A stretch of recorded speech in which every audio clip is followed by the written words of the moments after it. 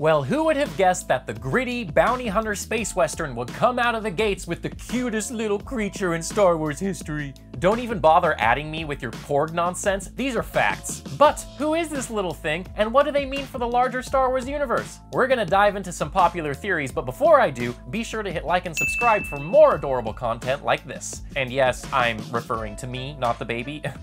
You're welcome. So what do we actually know for sure about our newfound friend? First off, this isn't literally Baby Yoda. Given the Star Wars timeline, that's impossible. It's just a cute nickname. So let's just get that out of the way now. In The Mandalorian's first 2 episodes, we learn that it's an adorable Force user, 50 years old, not 2 months old as one may have guessed, and looks like Yoda. Yeah, that's pretty much it. Yoda's species and their origins have always been an obscured aspect of the Star Wars universe, with Yoda himself and fellow Jedi Council member Yaddle being the only 2 of their kind that we've seen in the Skywalker saga. That brings us to our first theory, and it's a bit scandalous. Some think Baby Yoda may in fact be the offspring of Yoda and Yaddle. Little Yoda-Yaddle bedtime battle? They call it the good old Jedi shut-eye. Some strong genes they have. I've been trying desperately to come up with Yoda sex puns, and I'm drawing a blank.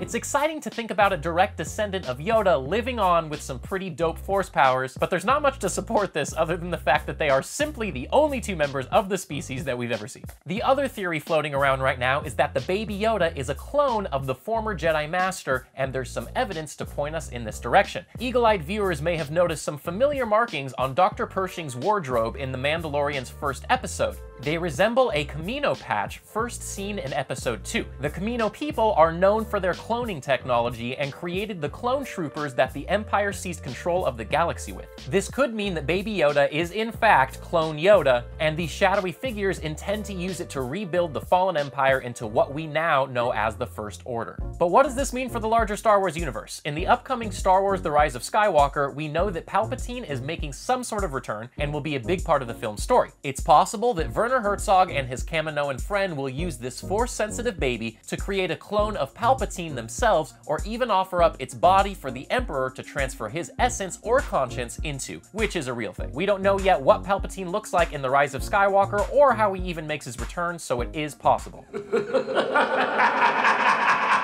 While we're all certainly terrified at the thought of this little adorable creature turning into the diabolical Sith Lord, this is just a theory for now.